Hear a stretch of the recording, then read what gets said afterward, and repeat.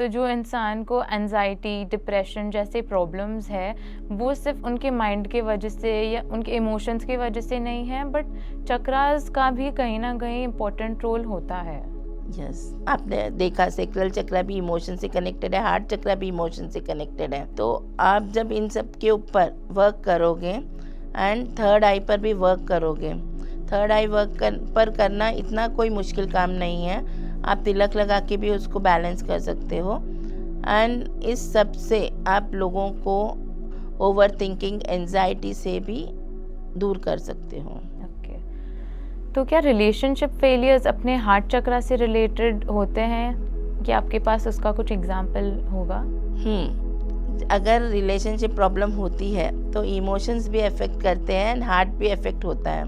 जैसे मैंने बोला कि हार्ट बीट्स बढ़ने लगते हैं एंड हार्ट ब्रेक होने से भी इमोशंस बहुत अफेक्ट करता है।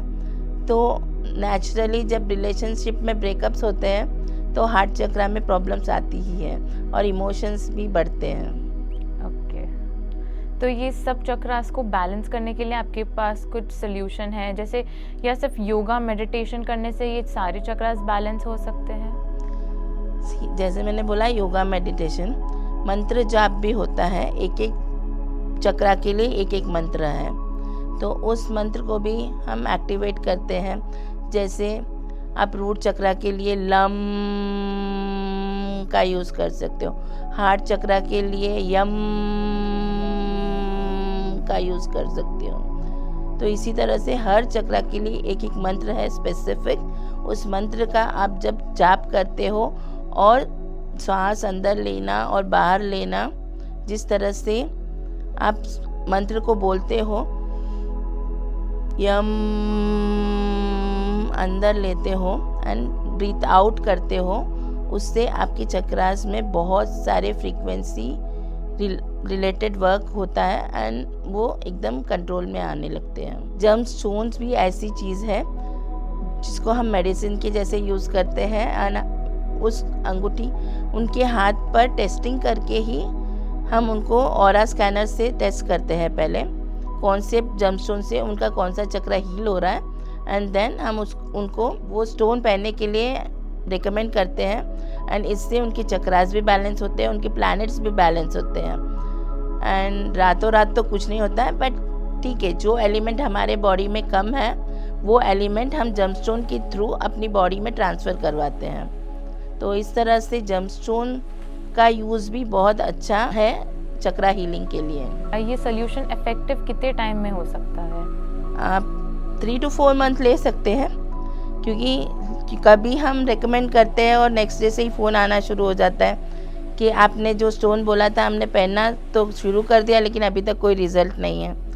हमने तो एक चीज़ रेकमेंड की है, बट कोई भी चीज़ नहीं होती है, उस आपकी बॉडी से कनेक्ट होने में टाइम लगता है, आपके बॉडी में वो एलिमेंट की पूर्ति करने में टाइम लगता है एंड वो आपको प्रोटेक्शन देती है और आपको वो एलिमेंट आपकी बॉडी में ट्रांसफ़र करने के लिए वो यूनिवर्स से वो एलिमेंट्स आपकी बॉडी में ट्रांसफ़र करते हैं। तो उसमें थोड़ा तो टाइम लगता है और बॉडी को भी उसके लिए प्रिपेयर होने में टाइम लगता है। तो हम 3 to 4 मंथ बोलते हैं, रातों रात तो कुछ नहीं होता है।